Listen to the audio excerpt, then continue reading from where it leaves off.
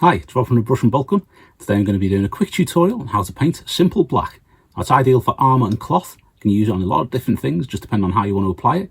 But it's a very simple technique. It looks really good. If you'd like to support me, our Ko-fi and Patreon pages are linked below. Now onto the video. So the three colours that I'm going to use, the first is going to be Vallejo Black, but whichever black you're using is fine. And this is just to give the armour a nice base coat of black. So initially this has been sprayed on the sprue. So there are small areas where it maybe hasn't got quite as good coverage, or it's not quite as neat and tidy as it could be. If something's been blocking the spray, or the angle that I've been going at hasn't quite got past the sprue and onto the miniature. So I'm just tidying up here, but if you get your miniature so it's all one smooth layer of black, then that is an excellent start. Next up, we are going to use a little bit of Vallejo German Grey. Now I use this because it is a very dark grey, and I really do like how it comes out when you paint it onto the miniature. Now I've got the exposure turned up a little bit on this, so the actual black of the miniature looks a little bit grey anyway, but it is a very deep black, as you'll see in the video at the very end of this. There's a rotation of the miniature 360 degrees that shows exactly how it looks once finished. What we're doing here is, if you look down on a model from above, the areas that you can see when doing that, like this, that's the kind of areas that you want to be painting with the German Grey. And what that does is that creates the effect that light is coming down from above and only hitting the areas that would be getting hit. Now obviously in real life you would have a lot more gradients of grey to black, but this is a very simple method of doing a really nice black, I think. Just rest him down while I get some stuff off the brush.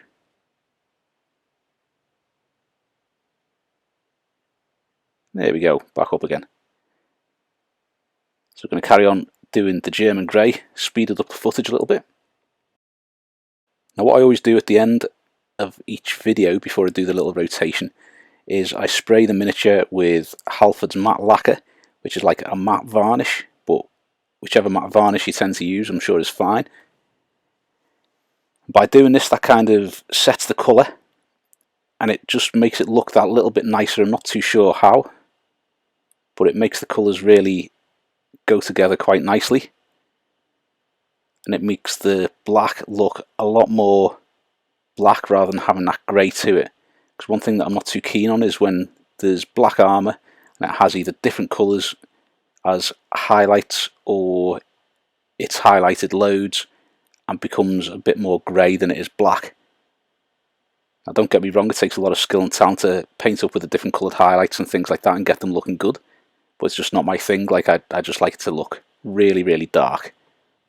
So using the German Grey onto the black gives you a really dark grey, so that from certain angles or certain lights it'll still look quite black. And then when we do the final highlight, that's just going to be on the edges, and that'll make the edges stand out on that German Grey and the black. This is a really simple method of doing black armour, but I do use it on, also used it on Helbrecht's cloak and the robes and stuff from the Witch King of Angmar, Middle-earth strategy battle. But basically any kind of black robes, black cloaks, black armour, I will use this exact same method, because it just gives a really nice effect with the highlights, but it also means that once you've finished it does still look black, which is how I want them to look.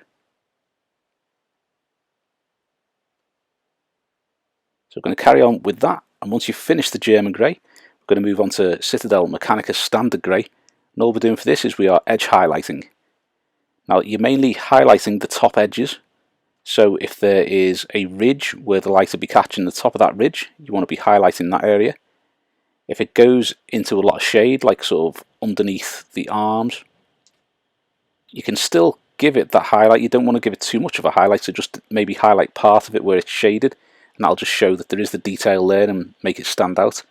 But you mainly want to be doing the top edges where the light would be catching those edges and ridges, so that they stand out. And then once you start doing this across the model, you will get that nice final kind of additional look to make the black armour look like it is really dark, but you also have those edges where it is highlighted.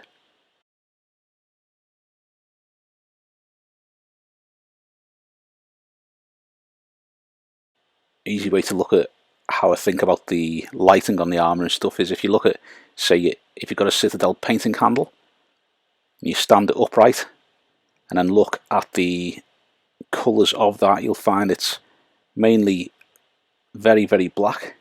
It's got a few different shades of grey, but they are all quite dark, except for the very top where the light's catching it more.